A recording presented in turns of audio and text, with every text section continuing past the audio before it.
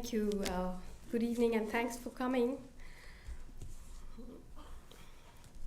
So the talk today, it's called The Doctor and the Saint.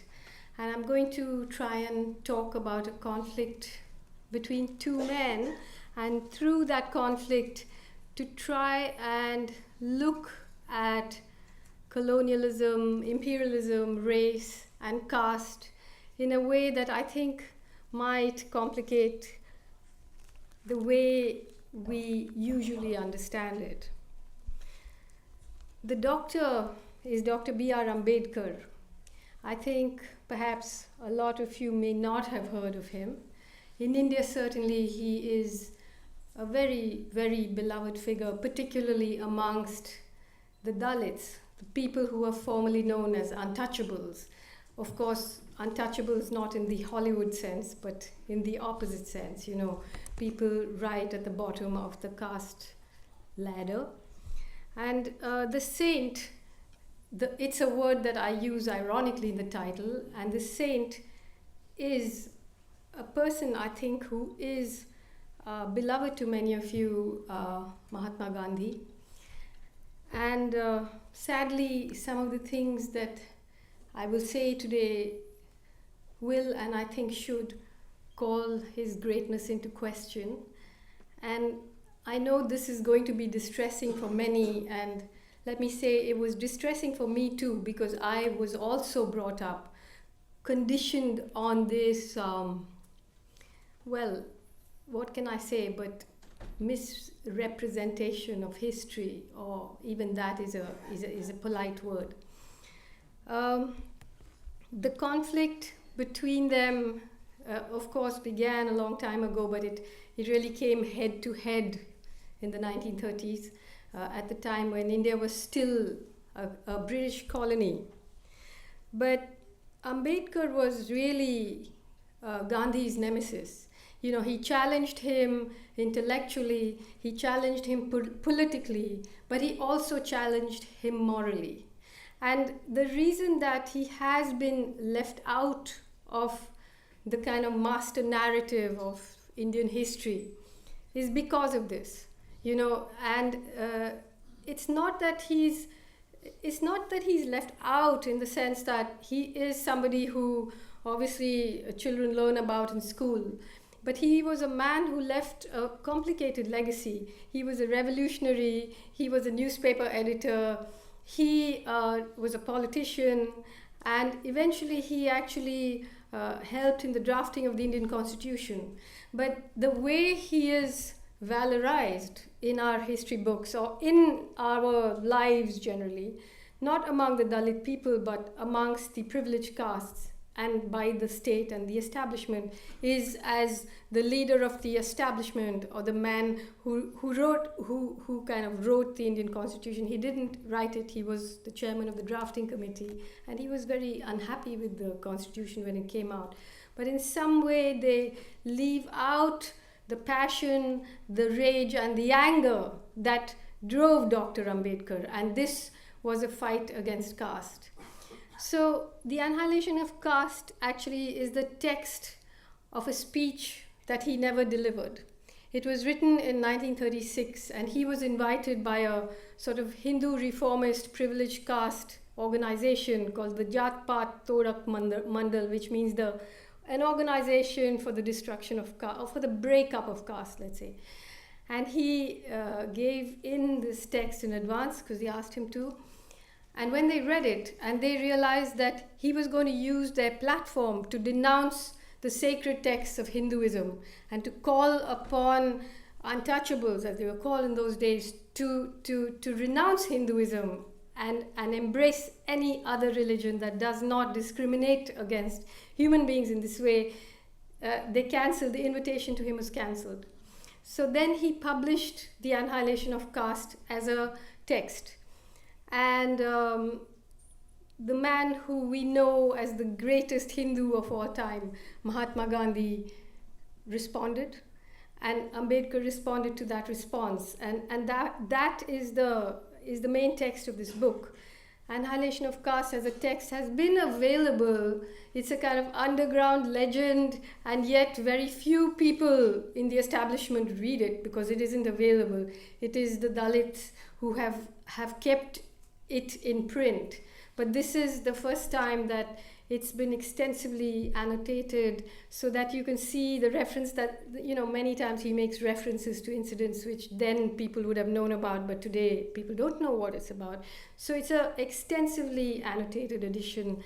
And of course, my introduction to it is called The Doctor and the Saint. It's an almost book-length introduction.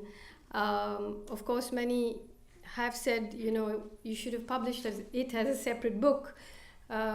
If it had been published as a separate book in India, I'm pretty sure it would have been banned or disappeared in some way. So it was a bit of a Trojan horse operation.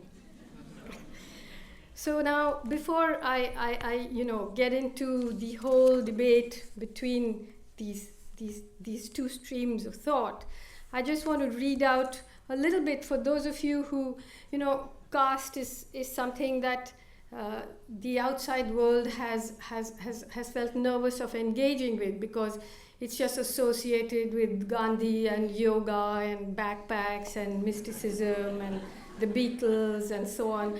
So I want to explain to those of you who are not aware of what caste is. I'm just going to read out a little bit.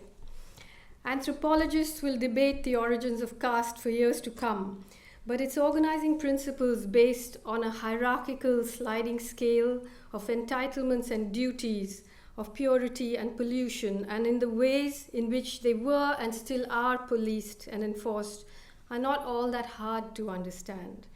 The people at the top of the caste pyramid, the Brahmins, are considered pure and have plenty of entitlements. And those at the bottom are considered polluted and have few entitlements but plenty of duties. And the pollution-purity matrix is correlated to an elaborate system of caste-based ancestral occupation. So there isn't any single caste that is equal to another caste. It's a very clear hierarchy. However complicated it is, a very clear hierarchy. What we call the caste system today is known in Hinduism's founding texts as Varnashram Dharma, or Chaturvarna, the system of 4 varnas, approximately 4,000 endogamous castes and subcastes, which are called jatis, in Hindu society, each with its own specified hereditary occupation, are divided into 4 varnas. The Brahmins, who are the priests, who are about 6% of the population, the Kshatriyas, the warriors, the Vaishyas, the Baniyas as they are called, who are the traders, who are less than 3%, and this is the caste to which Gandhi belonged, and the Shudras, who are the servants. And outside of these varnas are the Ati Shudras, the subhumans, arranged in hierarchies of their own, the untouchables, the unseeables, the unapproachables, whose presence, whose touch, whose very shadow is considered polluting by privileged caste Hindus. Today, just amongst these untouchable castes, there could be like 100 or more than 100 subcastes, and even they are arranged in a hierarchy. And today, about 100 million people, which is 1/3 of the population of the United States, counts as untouchable. Each region of India has lovingly perfected its own unique version of caste-based cruelty, based on an unwritten code that's much worse. Much worse, I say, not because I want to compare horrors, but the only reason I'm saying worse than racism is because it's sanctioned in the scriptures. It is said to have religious sanction, which is such an immutable thing in some ways. Other than being forced to live in segregated settlements, untouchables were not allowed to use the public roads that privileged castes used. They were not allowed to drink from common wells. They were not allowed into Hindu temples. They were not allowed into privileged caste schools. They were not permitted to cover their upper bodies. They were only allowed to wear certain kinds of clothes and certain kind of jewelry. Some castes, like the Mahars, the caste to which Baba Sahib Ambedkar belonged, had to tie brooms to their waist that would sweep away their polluting footprints, and others had to hang spittoons around their necks to collect polluted saliva. Men of the privileged caste had undisputed rights over the bodies of untouchable women. Love is polluting, but rape is pure. In many parts of India, all this continues to this day. What remains to be said about an imagination, human or divine, that has thought up an arrangement such as this? Ambedkar called Hinduism a chamber of horrors. For the untouchables, he said, it's a chamber of horrors. And here I quote him. He says, "There cannot be a more degrading system of social organization than the caste system. It is a system that deadens, paralyzes, and cripples people from helpful activity." The most famous Indian in the world, Mohandas Karamchand Gandhi, disagreed. He believed that caste represented the genius of Indian society. In 1921, in his Gujarati journal Navajivan, he wrote, and I quote, "I believe that if Hindu society has been able to stand, it is because it is founded on the caste system. To destroy caste and adopt the Western European social system means Hindus must give up the principle of hereditary occupation, which is the soul of caste." So by this he means that the caste whose divinely ordained operation is to clean other people's shit should continue to do that. The Brahmin should remain the Brahmin, and so on. Hereditary principle is an eternal principle. I continue to quote Gandhi. To change it is to create disorder. I have no use for a Brahmin if I cannot call him a Brahmin for my life. It will be chaos if every day a Brahmin is changed into a Shudra and a Shudra is changed into a Brahmin. Now, of course, the contention is that Gandhi changed his mind later on. He didn't really. Right to the end of his days, he believed in Varnashram Dharma. He said, okay, maybe the many castes should be fused into the 4 Varnas. Now, why is it that people in the world, I guess most people in the world know about Gandhi through Richard Attenborough's film, which was really a terrible distortion of history, in which Ambedkar didn't even have a walk-on part, And the reason that people associate Gandhi as a person who was a warrior against caste was because, like many Hindu reformers, and I'll come to this in a while, he campaigned against untouchability, which was the performative end of caste, but actually caste is about entitlement. Caste is about your access to resources. Caste is about your right to study. Caste is about your access to water and land. These things Gandhi never questioned. But in order to maintain the status quo, he began to campaign against untouchability as being wrong. And I'll get into this in a while. So other contemporary abominations like apartheid, racism, sexism, economic imperialism, and religious fundamentalism have been politically and intellectually challenged at international forums. Of course, they have not been defeated. And of course, racism and apartheid and all these things continue to exist in newer and slyer ways. But how is it that the practice of caste in India, this most brutal mode of hierarchical social organization that human society has known, has managed to escape scrutiny? And how is it that one of its most ardent supporters has come to be seen as the saint of the modern world, a sort of modern-day Christ? Perhaps because caste is associated with mysticism and yoga and vegetarianism, and also because, unlike racism and apartheid, caste is not color-coded and isn't easy to see. So even today you have Indian intellectuals who support caste and say, this is the glue that holds Indian society together.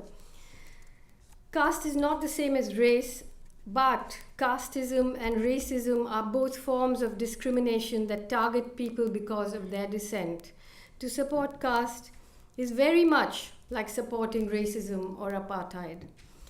Another reason that caste has passed underneath the radar of international scrutiny is because by force fitting caste into a sort of reductive Marxist class analysis, many progressive Indian intellectuals, and there are many who are very, very well known, and for them, caste is just a footnote. It isn't addressed as the engine that drives Indian society. It doesn't, they have not managed to develop the tools to explain caste. And sometimes that erasure is a political act, that kind of what I call the project of unseeing. And sometimes it just comes from a place of such privilege that people just assume that it doesn't exist because they only exist amongst the elite and they haven't stumbled on caste, not even in the dark. So you can have books written about identity and justice and reason and not even mention caste, development, all of this. Now, I don't want to kind of, rain down statistics on your head, but I'll just give you a thumbnail sketch of how caste, global capital, people argue that global capital and this kind of free market loving democracy that India has broken down old networks and created new systems and hierarchies that have broken caste. But in fact, if you look at it, the opposite is true, that this new free market democracy has entrenched and modernized caste. I mean, I can tell you from every angle how that has happened. It's all in the book, but I'll just give you a brief example. For example, the whole world knew when the big protests happened in 2012 on the Delhi gang rape and murder. But you would be shouted down on an Indian television channel if you mentioned that same year, 1,500 Dalit women were raped by upper caste men, by privileged caste men. And that's just about 10% of what actually happens because these rapes are not recorded. In 2012, 651 Dalits were killed in caste murders. If you look at who owns land, I'd say 90% of Dalits are landless. The statistics are all there. If you look at almost any indicator of social justice, you see what's going on. But of course, academics and journalists and all of us, we do love NGOs. Everybody loves to study the poor. Very few like to study the rich. But if you look at what has happened in India recently, I mean, because of globalization, as we know, something like 800 million Indians live on less than $50 a day. And yet you have 100 people, just like in the United States, you have the 1%, 99% thing. But you look at that 1% and you see, if you look at who the billionaires in India are, they are almost all Baniyas who belong to that trader caste, Gandhi's caste. Their names are all down here. If you look at the corporations, they're all family owned, again owned by Baniyas. And these few corporations, they own mines, they own petrochemicals, they own electricity distribution, they own ports, they own special economic zones, they own water, dams, publishing houses, universities. The spectrum of what they own is incredible. And then they own, like, for example, Reliance, the biggest corporation in India. It owns 27 fully 24-hour news channels. So they own the media. They own all these businesses. There's this kind of full spectrum dominance. Baniyas are also the small shopkeepers. They're also the rural money lenders. And most of rural India is in the clutches of incredible debt. So the small percentage of the population controls the economy. Then if you look at which are the predominant castes in the judiciary, who are the editors, who are the big journalists, it's again Baniyas and Brahmins. So you have you have this situation where caste and capitalism have merged into this kind of deadly alloy, And even as, parties that represent the lower castes rise, the real power has shifted into the hands of the corporations, which are controlled by these people. So this is the reason why, speaking of this old conflict is so important. So as I said, in 1936 was the year when Ambedkar published the Annihilation of Caste. It was I think in 1935 that he first called on the untouchable population, which was about 44 million people at that time, to give up Hinduism and to embrace any other religion. And this, at that moment, came as a terribly dangerous sign to what were the Hindu reformers. And I'll explain why. Until the turn of the century, there wasn't such an idea as Hindu. People who today are called Hindus or who call themselves Hindus never did call themselves Hindus. They only refer to themselves as their caste. They would say, I'm a Brahmin, I'm a Jadhav, I'm a Gujjar. Everybody just identified themselves according to their caste name. And earlier on, during the Mughal reign, millions of untouchables had converted to Islam, later to Christianity, and later to Sikhism to escape the scourge of caste. And nobody had a problem with that. But at the turn of the century, suddenly the politics of empire began to turn into the politics of the nation state.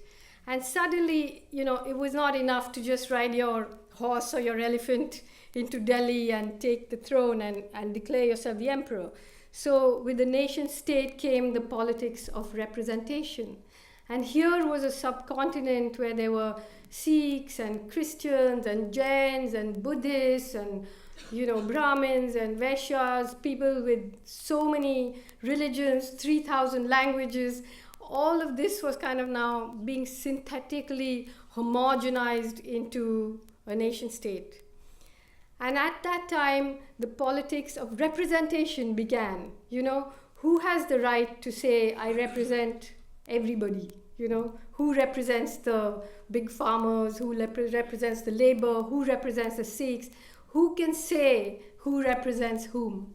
And at this point, suddenly the idea that 44 million people under the accounting head of Hindu might just move over onto another side created a tremendous anxiety.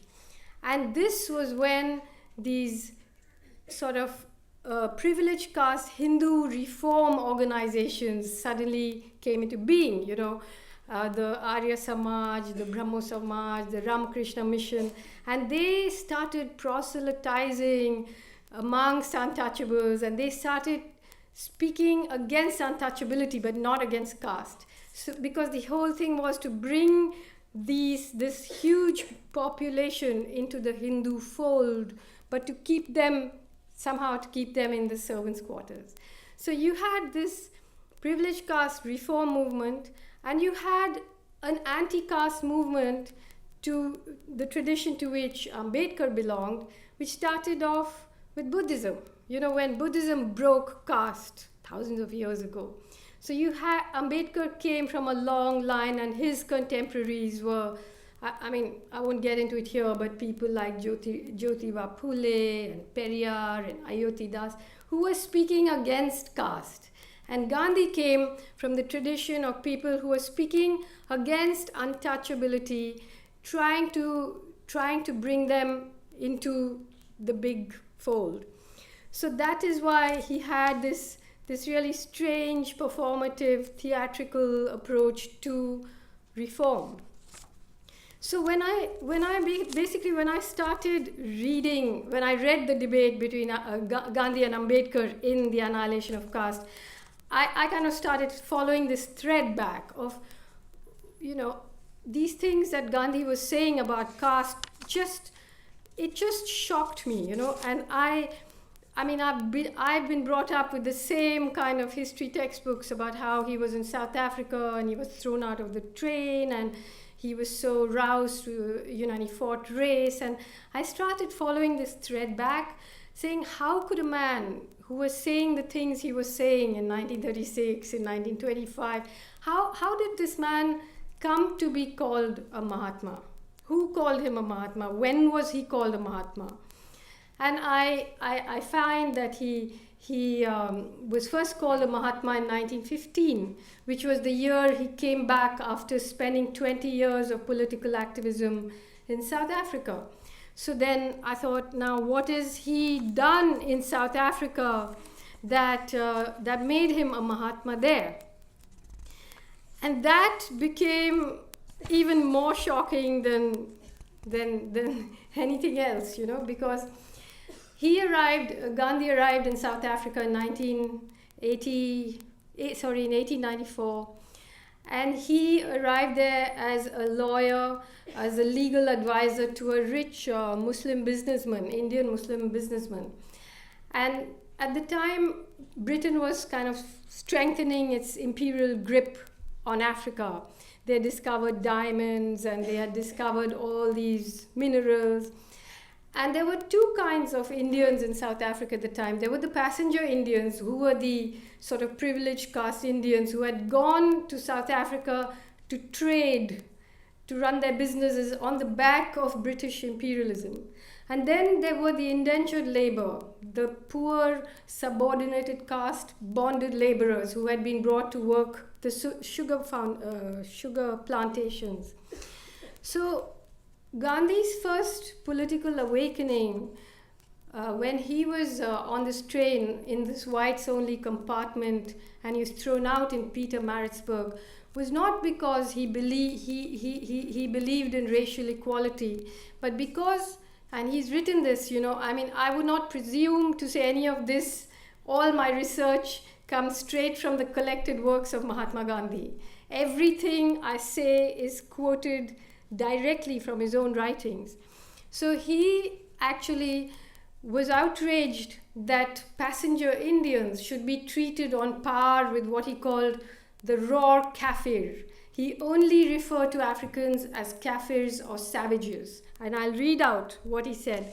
But his first political victory was in 1894 when he lobbied and won a solution, what was known as the solution to the problem of the Durban post office, where he had the authorities open a third entrance for Indians so that they would not have to share the same entrance as Africans. So that was the first victory.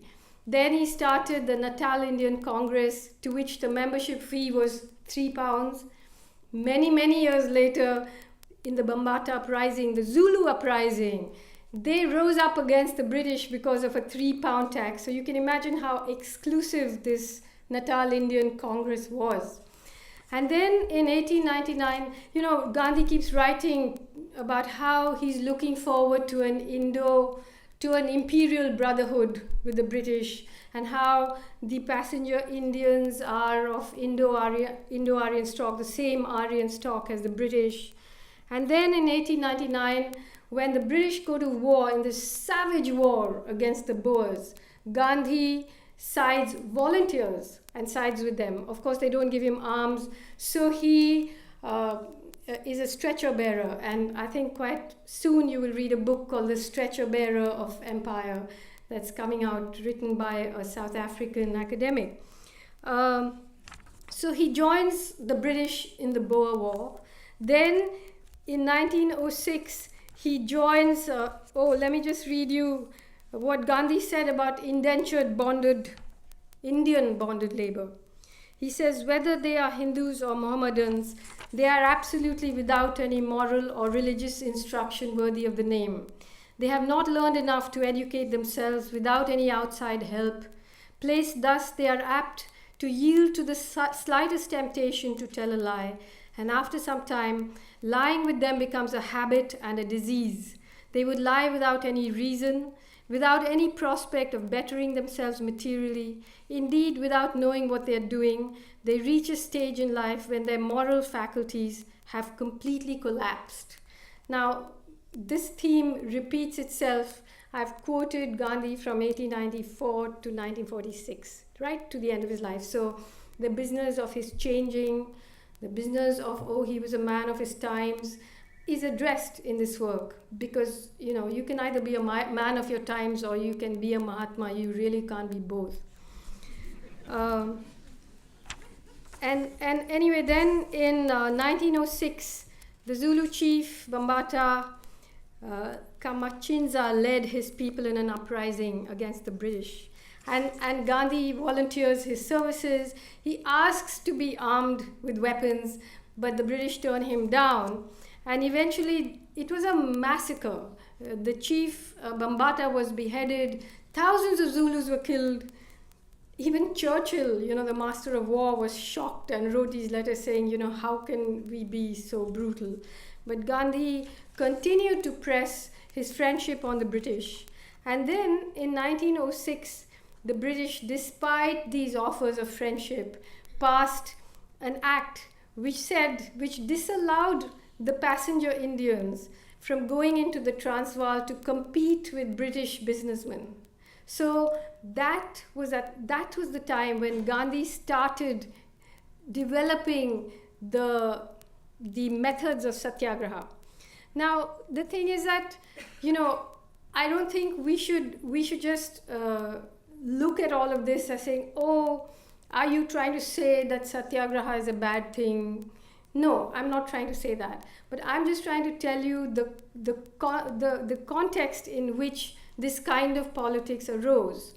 So, he had by then been given a huge farm by a German friend of his called Kallenbach. It was like 1,000-acre fruit farm on which he started this ashram, and he started experimenting with with the rituals of poverty and pure. It was very much based in caste, purity and pollution.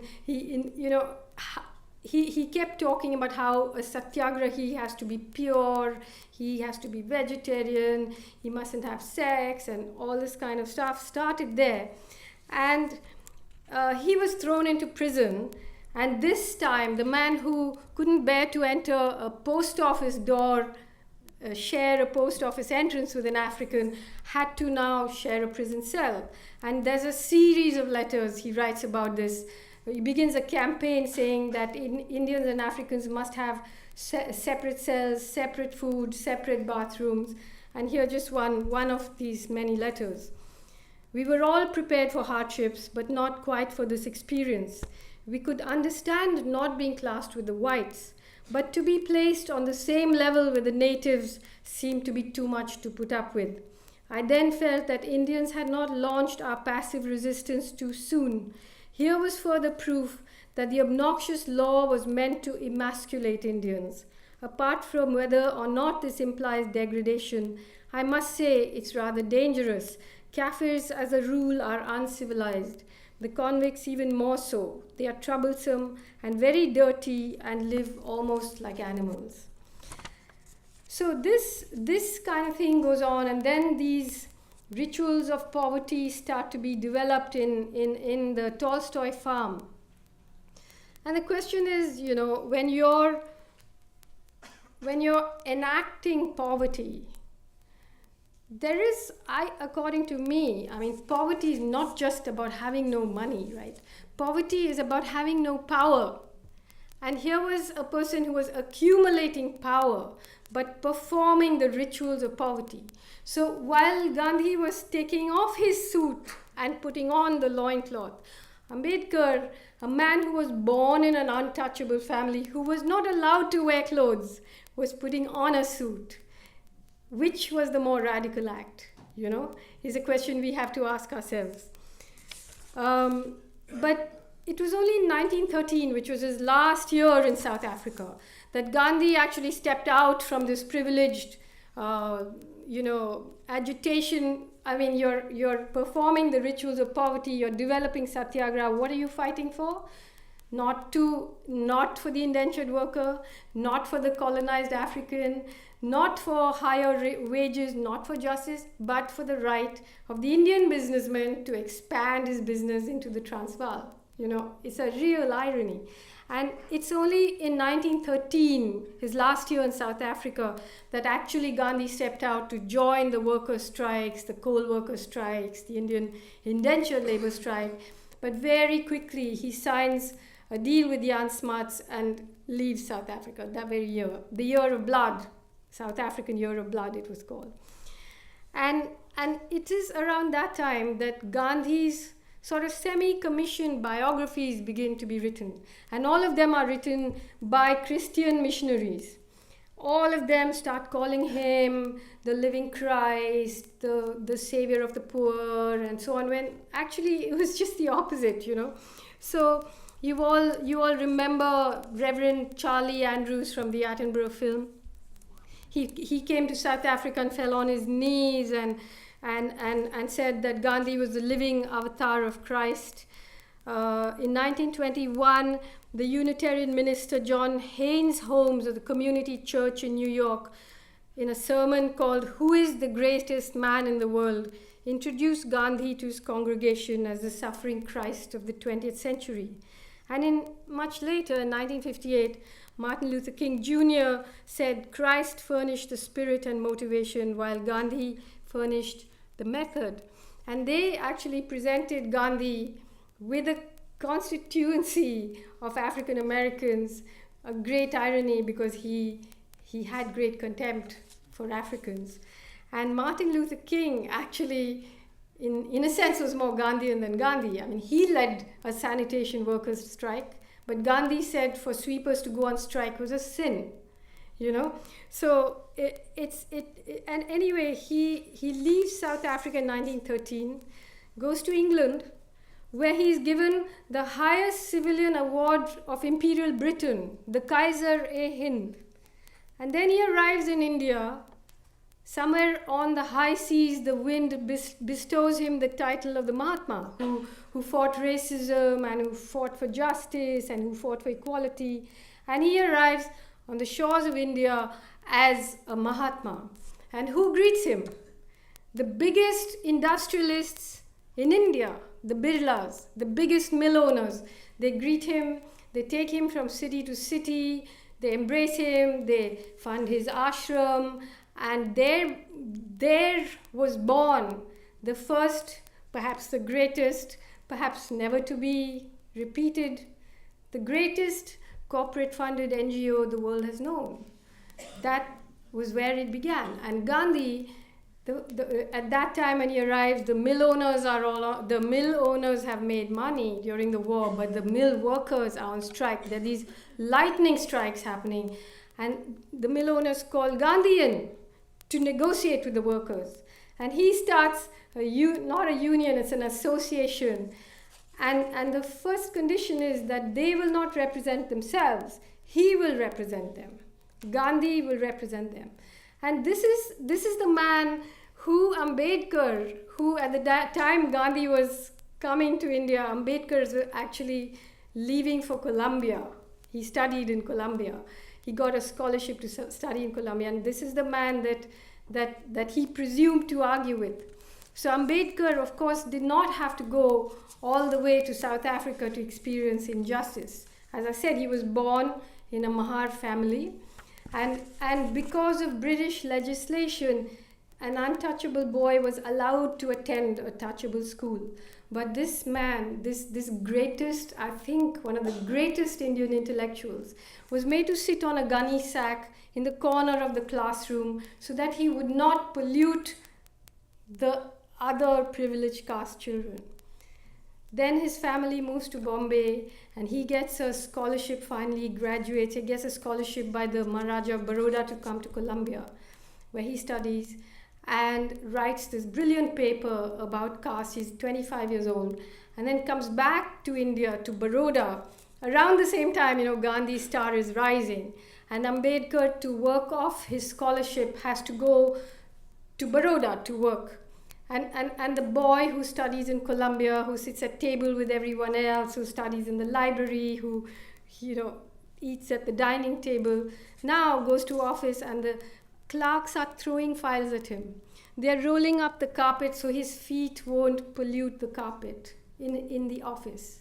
he cannot find a place to live.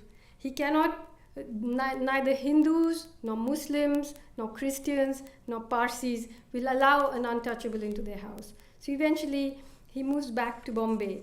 And at this time is when this whole business of bringing the untouchables into the Hindu fold is at its peak. And Ambedkar sees right through this charade. You know, he sees that it's all a way of manipulating the privileged caste, manipulating to control and represent this huge constituency. So he begins to first he starts newspapers. He was the editor of several newspapers.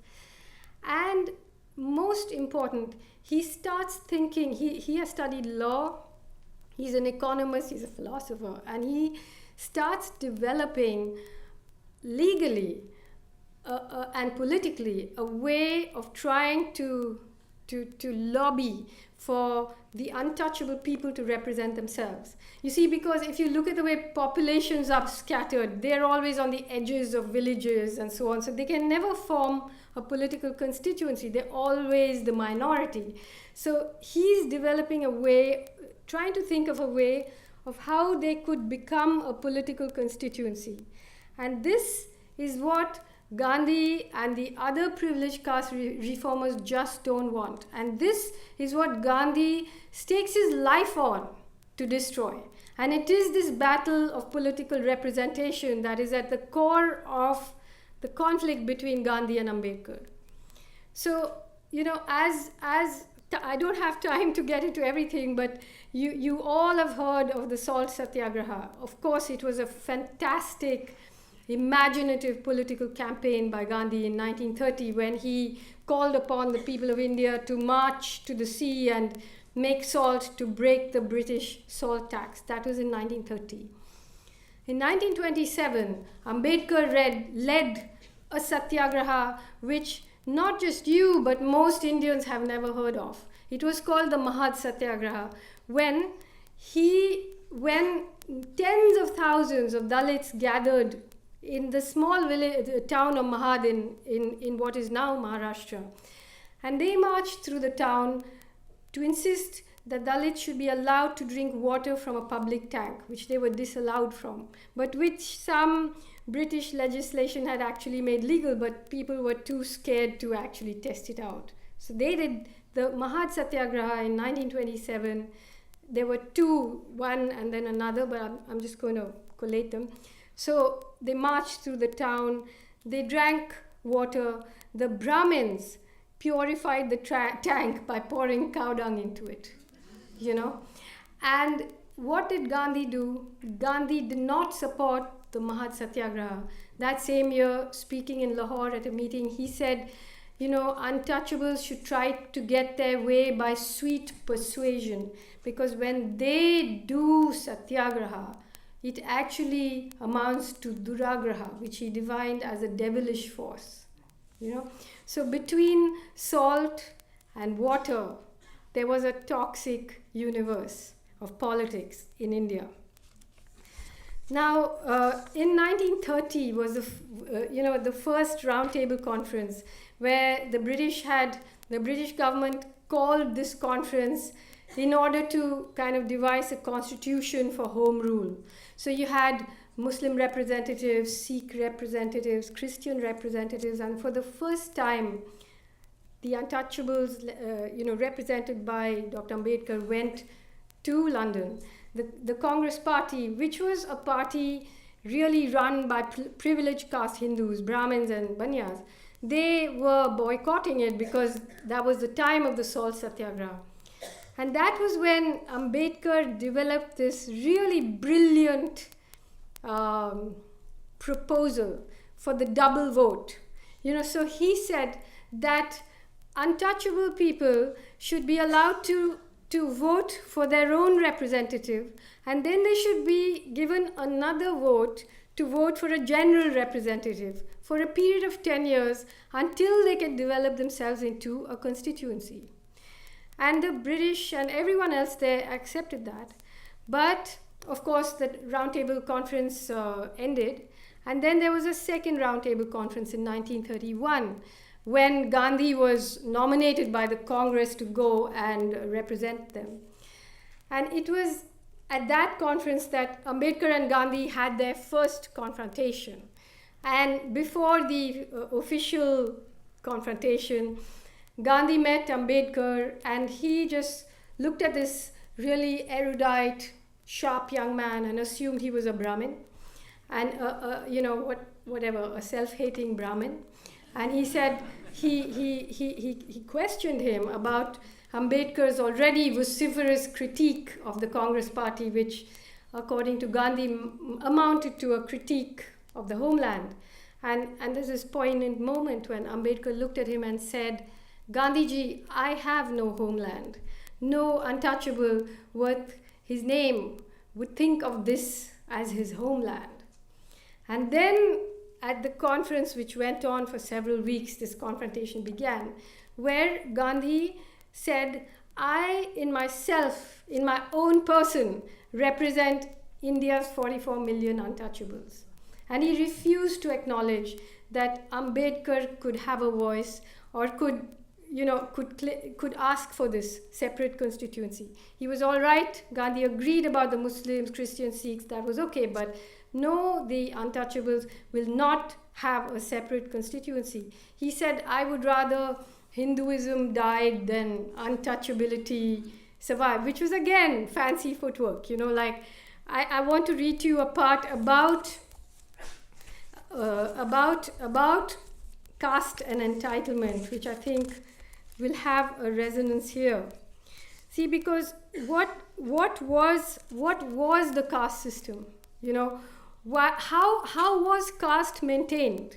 How can a system of such immutable hierarchy be maintained?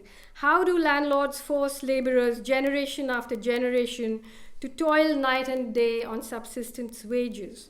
Why would an untouchable laborer who is not allowed to even dream of being a landowner one day put his or her life at the landlord's disposal to plow the land, to sow seed and harvest crop, if it were not out of the sheer terror of the punishment that awaits the wayward? How were African slaves forced to work on American cotton fields? By being lynched and hung from trees for others to see and be afraid. Why are the murders of insubordinate Dalits even today never simply murders but ritual slaughter? Why are they always burnt alive, raped, dismembered, and paraded naked? Because casteism, like racism, and this is true of racism today in America, it can only be maintained with the continuous threat of and the regular application of egregious violence.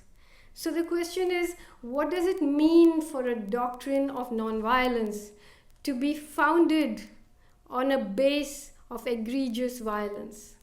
What kind of nonviolence is that, is the question. And at the roundtable conference, Gandhi just said, you cannot represent yourself. And then he threatened them. He said, "Look, I will give up my life for this, but this can't happen." And he just took the boat back to India. On the way, he stopped by, dropped in on Mussolini, went back and wrote about what a nice man he was. No, I'm serious. He did. And then, so here, sorry to go back a bit in time, but so you have this hardening of this idea of the Hindu. As I said earlier, there wasn't any such thing as a Hindu. There were just these various castes and subcastes. And suddenly, when people started calling themselves Hindu, it wasn't actually referring to their religion. It was the creation of a political constituency. So they're always talking about the Hindu nation or the Hindu race. And around 1925 came the RSS, the Rashtriya Swayamsevak Sangh, which later on became overtly fascist, which said that and today says that the Muslims of India are like the Jews of Germany. Hitler is in their pantheon. Our Prime Minister today is a member of the RSS, as so are all his ministers. So that school of Hindu fascism had already arrived. And Ambedkar, he just considered them outside the pale. So his argument was directed at the Hindu liberal, people like Gandhi. And he said that it's not possible to believe in the Shastras and call yourself a moderate at the same time. It's a contradiction in terms. So these are the two men now confronting each other. And Gandhi returns to India.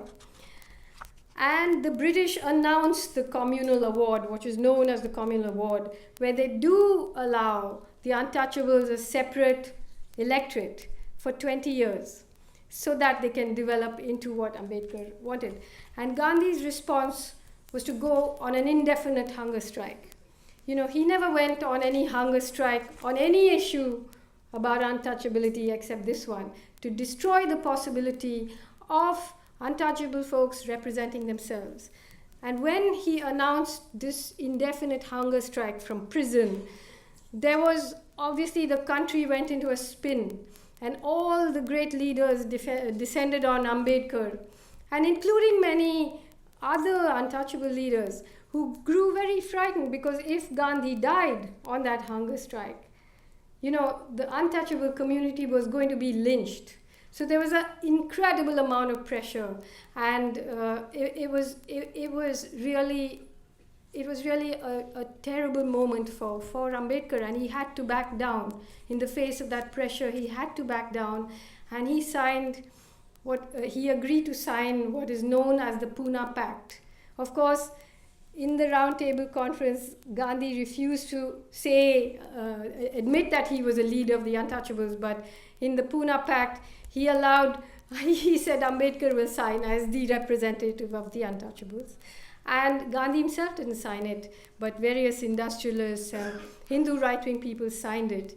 And in the Pune Pact, what happened was, instead of having a separate constituency, they said that they would have reserved seats for untouchables, but that meant that those who stood for elections would be approved by the privileged caste. So they had to be well-behaved people, you know, the house niggers, as Malcolm X would have called them. So this was the situation in 1932, and Ambedkar and as soon as the Pune Pact was signed, if you look at the Attenborough film, you see, you know, the world rejoiced as if caste had been broken, when in fact what had happened was that the possibility of untouchables in India developing into a constituency had been broken. And Gandhi then embarked on various sort of reformist measures, because, you know, what he did and what many of the reformers did was to reduce the whole question of entitlement and caste to the issue of untouchability. Then Gandhi reduced it further to the issue of bhangis. Bhangis is what he used to call scavengers, and they are called Valmikis today. And Gandhi just used them as a sort of show window on which he just performed his amazing acts of, missionary goodness. And in 1936, when Ambedkar wrote The Annihilation of Caste, which I hope you will all read, it's a really brilliant, erudite document. Gandhi wrote an essay which I have to read to you. It'll take me 2 minutes. It was called The Ideal Bhangi. And he says, the Brahmin's duty is to look after the sanitation of the soul. The Bhangi is that of the body of society. And yet our woe-begone Indian society has branded the Bhangi as a social pariah and set him down at the bottom of the scale. If only we had given him due recognition, if we only had given due recognition to the status of the Bhangi as equal to the Brahmin, our villages would have looked a picture of cleanliness and order. I therefore make bold to state, without any manner of hesitation or doubt, that not till the invidious distinction between Brahmin and Bhangi is removed will our society enjoy health and prosperity. Then he goes on to outline the educational requirements and practical skills and etiquette of an ideal Bhangi. What qualities, I quote, what qualities therefore should such an honored servant of society exemplify in his person? in my opinion, an ideal Bhangi should have a thorough knowledge of the principles of sanitation. He should know how a right kind of latrine is constructed and the correct way of cleaning it. He should know how to overcome and destroy the odor of excreta and various disinfectants to render them innocuous. He should likewise know the process of converting urine and night soil into manure. But that's not all. My ideal Bhangi would know the quality of night soil and urine and would keep a close watch on those and give timely warning to the individual concerned. Now, an ancient text called the Manusmriti says, that Shudras should not amass wealth. So Gandhi in his ideal Bhangi says, but such an ideal Bhangi, while deriving his livelihood from his occupation, would approach it only as a sacred duty and would not dream of amassing wealth out of it. Now, 70 years later, in his book Karma Yogi, Narendra Modi, the new Prime Minister of India, proved he was a diligent disciple of the Mahatma. All Modi's pronouncements were, when he was the Chief Minister of Gujarat, were delivered from the Mahatma Mandir. And, while the left often thinks of Gandhi as a bulwark between the right, Hindu right, and moderation, actually, particularly on the issue of caste, Gandhi was the Hindu right. So here is Narendra Modi on Valmikis or scavengers. As you know, after a rock concert in Madison Square Garden, he came out and spoke about global hygiene like all good fascists. I do not believe, this is Narendra Modi, I do not believe that the Valmikis have been doing this job just to sustain their livelihood. Had this been so, they would not have continued with this kind of job generation after generation. At some point of time, somebody must have got the enlightenment that it is the Valmiki's duty to work for the happiness of the entire society and the gods, and that they have to do this job bestowed upon them by the gods, and this job should continue as internal spiritual activity for centuries. On the October 2nd was Gandhi Jayanti, and it has never been celebrated with so much fervor as when Narendra Modi came to power. And he told all government officers who normally get a holiday on that day that they must go to work and clean their toilets. The subtext is just clean your toilet once a year and let someone else do it for you the rest of the time. And then he went to the Bhangis, of course, the Valmikis, as they're called, they also live in a segregated settlement in every city. They are not allowed to live, with other people. But Modi said that now he was going to be an ideal Bhangi, and he was going to go and clean the streets. And I've forgotten to get you the newspaper clipping, but what happened was, first, the Valmikis were made to clean the streets, and to just leave a few leaves there for Modi to clean. Then they were locked into their colony while Modi came and in his spotless white clothes and cleaned those leaves and drove away. So this is, the performance of fascism, really. Anyway, so after the Round Table Conference, Gandhi then began working in what is called the temple entry movement. He was trying to bring the untouchable community closer and closer to Hinduism, while Ambedkar was struggling against this.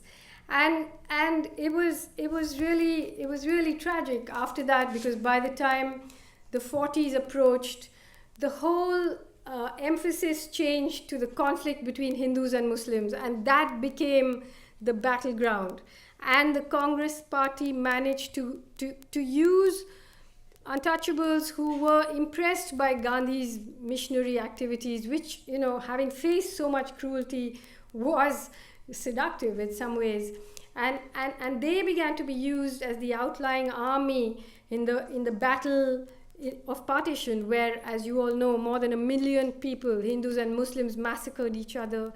And Pakistan, the land of the pure, the first Islamic republic, was born. But even in the middle of all that chaos and all that violence and all that bloodshed, the Pakistani government managed to declare that Valmikis who lived in Pakistan were essential commodities, and who else was going to clean the shit in the land of the pure? Because in the subcontinent, Muslims, Christians, and Sikhs all practice untouchability.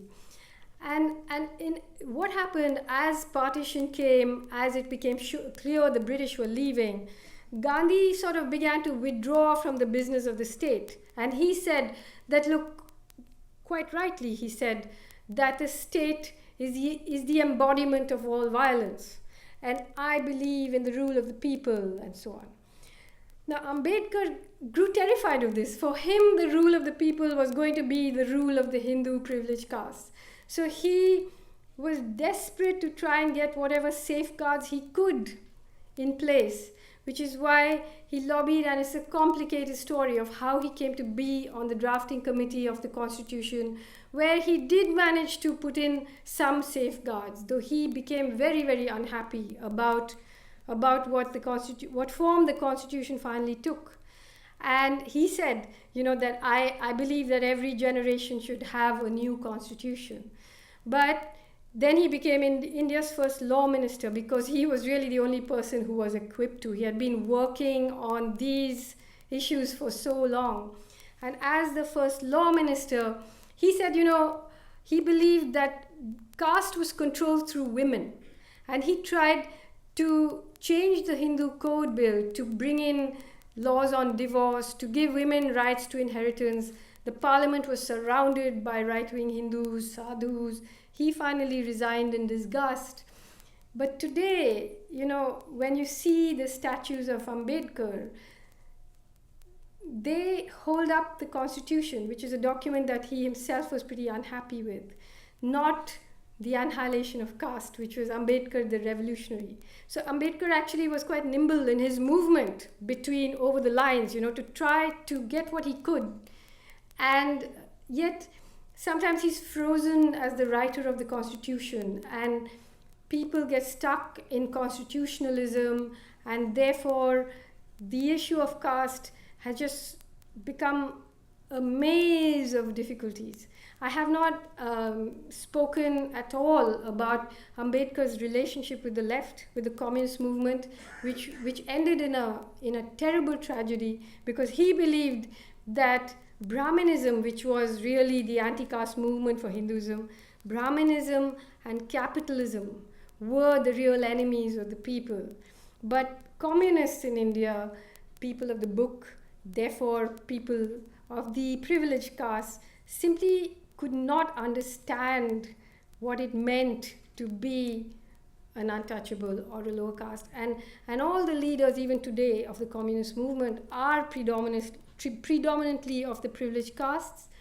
And there was a huge falling out between union leaders and Ambedkar. And he says in the Annihilation of Caste that caste is not just a division of labor, but a division of laborers. So eventually, watching the way Gandhi managed to manipulate untouchable people, get them back into the Hindu fold, Ambedkar realized, he was a man who believed in rationalism, in Western liberalism. I haven't spoken at all about, the way Gandhi's suspicion and prophetic understanding, I'd say, of the seed of cataclysm in modern capitalism made him romanticize this very brutal past. And Ambedkar's horror of the brutal past made him embrace Western liberalism for a while, which was catastrophic. But later, towards the end of his life, just a few months before he died, he embraced Buddhism. But even there, it was his own kind of Buddhism, which he developed, his own understanding of it. But he wrote a famous text called The Buddha and His Dhamma, but he didn't have the money to publish it. Nobody in the government would help him publish it. So he died a very tragic figure. He wore suits, yes, but he died in debt. whereas Gandhi wore a loincloth, but he died in the house of a big industrialist. So where does that leave us, the rest of us in India? Though they call the age we are living through the Kali Yuga, the dark age, where caste has supposed to have been ended, meaning for them it's the dark age when caste ends. Varnashram dharma actually reigns unchallenged. The Brahmin largely continues to control knowledge. The Baniya dominates the economy, big and small. The Kshatriyas have seen better days, but are still for the most part rural landowners.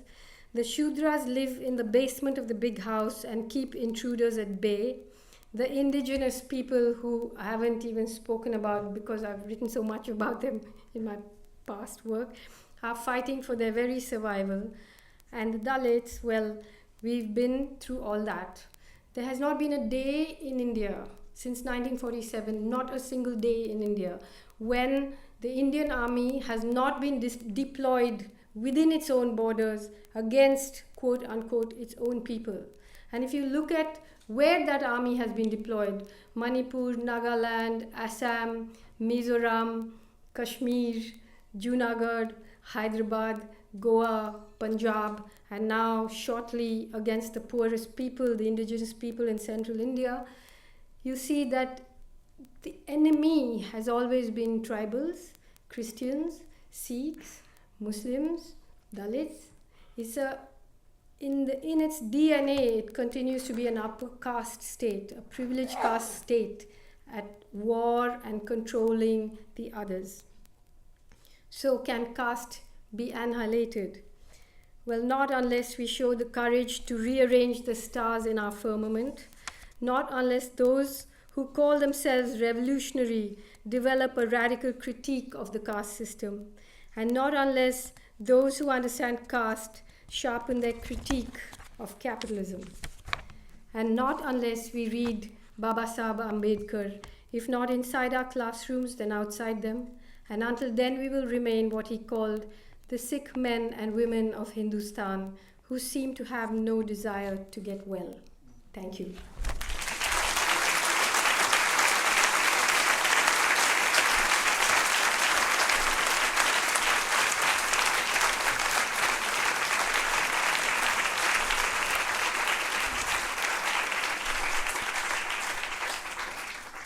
There's around 87 great questions here. And in the interest of allowing time for signing and some personal interaction, we're not going to nearly get to all of them.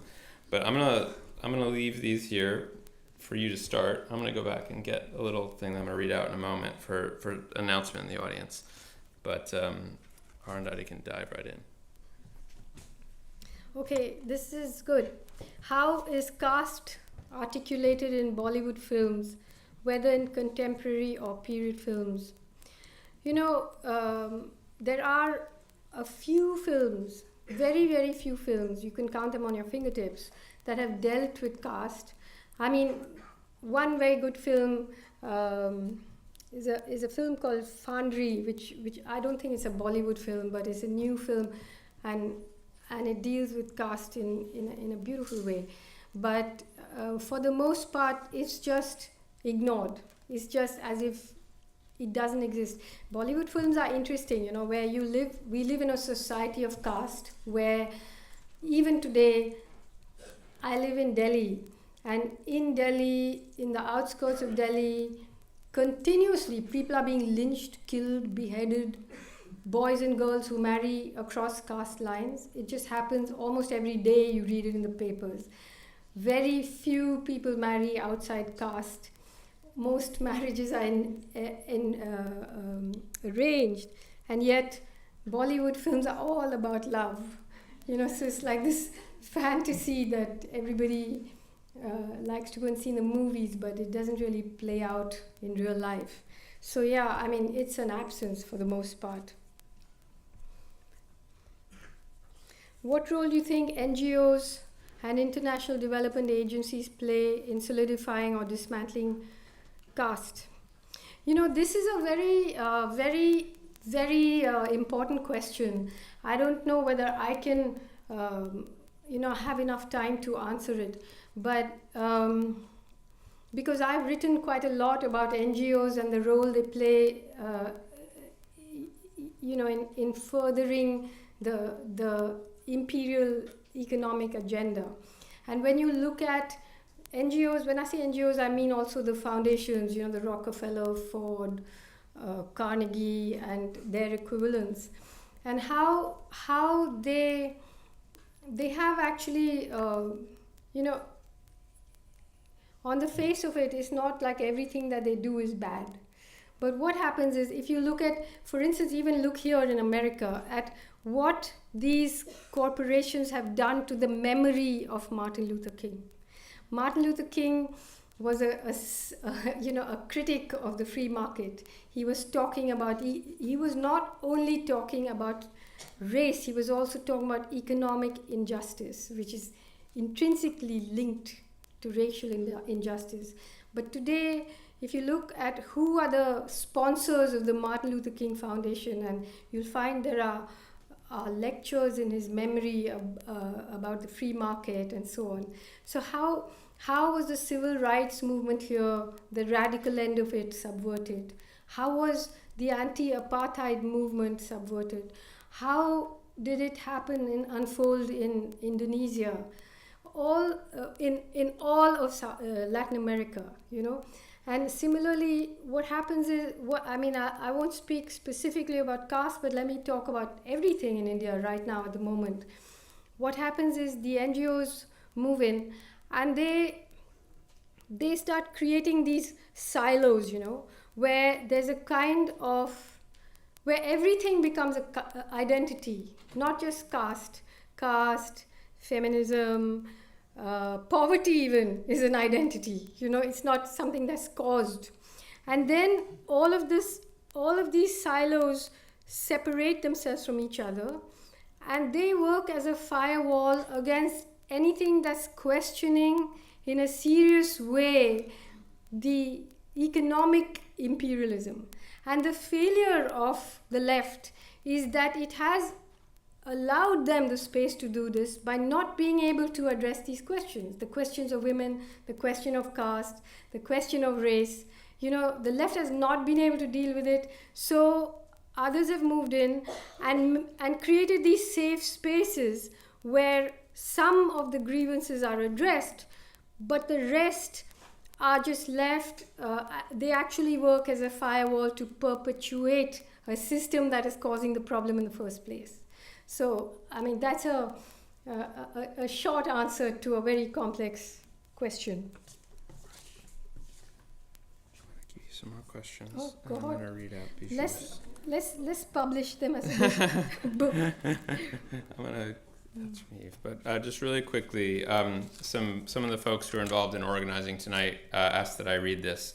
Various organizations in the United States, most prominently Ambedkar International Mission, AIM, and the Gadar Alliance, are in the early stages of designing a long-term campaign aimed at changing the public profile of how caste is understood in the United States, especially by liberal institutions and think tanks, academic institutions, and policymakers.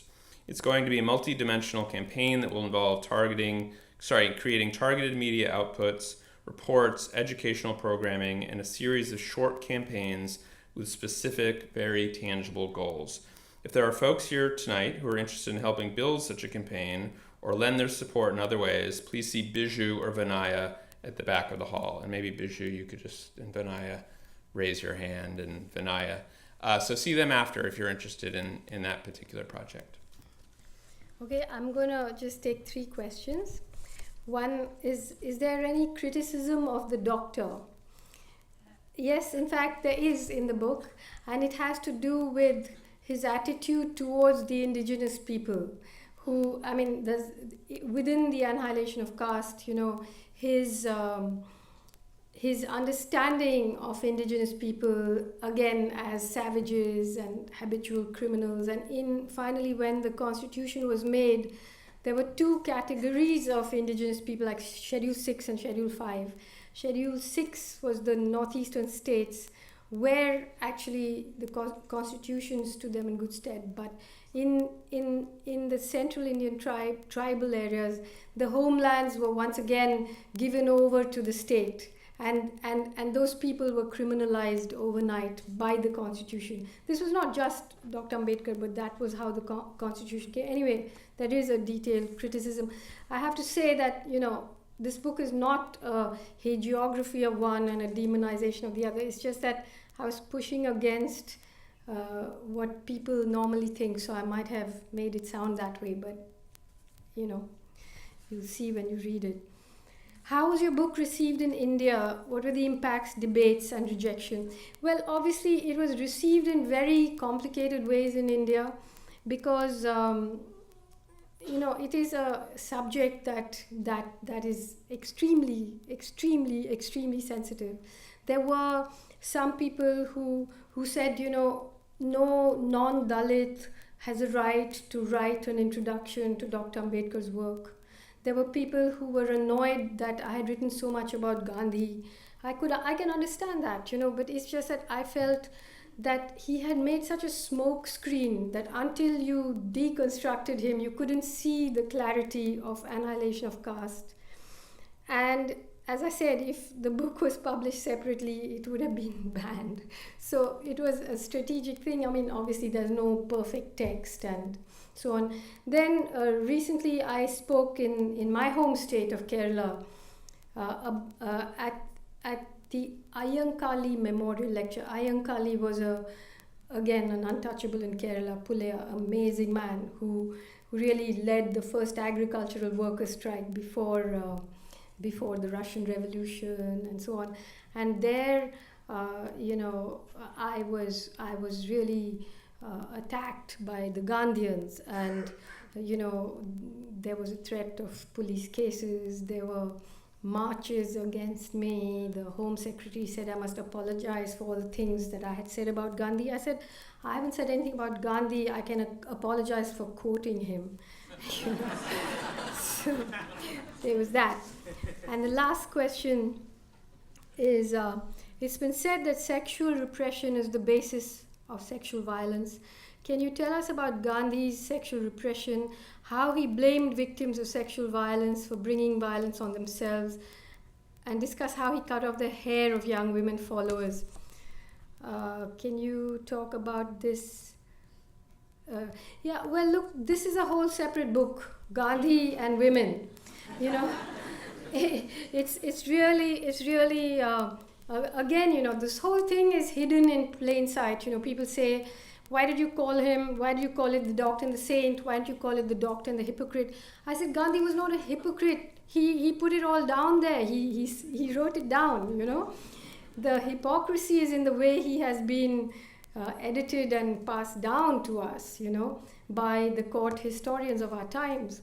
But there is a part in this book where I talk about Gandhi when he first was on Tolstoy farm in South Africa, and he writes about how he had these young children living together, and he sent them to have a bath at the well, and he had told them very, very, very sternly about the wickedness that creeps into the minds of young boys and girls, and they must watch out for it. But then he says, the news I had been dreading came to me that some boy had made a joke about a girl, and he couldn't sleep all night wondering what he should do about it. And he called the girls and he said, what is it about you that made these people have these impure thoughts? And what can you do to yourself to prevent them from having these thoughts? And finally, he decided to shave off the hair. And he shaved off the hair. And then, of course, this was in South Africa. By the time he was 70, he was experimenting with his own, his sexuality. Like, how has he conquered sexual desire? And his experiment involved sleeping naked with his 17-year-old grandniece and her friend on either side of him. And, I just think that, first of all, who gets turned on by the grandniece? Second of all, what kind of person is it who thinks that one physical specimen of a woman is as good as the next and the next and the next? It's a really terrifying thing. And his constant his constant the things he said to women who were raped, and this theme remains. Gandhi liked to say that he was inconsistent, that consistency was the goblin of little minds, and that he grew from truth to truth. But truly, the fact is that he was remarkably consistent. If you look at his views on Africans, on workers, on women, and on the subordinate castes, I mean, even right up to 1946, there's a conversation in this book I have reproduced where he's talking to a American missionary and trying to say that it's not right of him to try and convert Dalits to Christianity. And he says, would you preach the gospel to a cow? Some of these untouchables have no more intelligence than a cow. So how has he come to be the saint that we think he is? Who made him that? This is the tragedy of our times, really. How have we allowed this to go on and on and on? And the price is being paid by the victims of the caste system in India. It's just shocking. Thank you.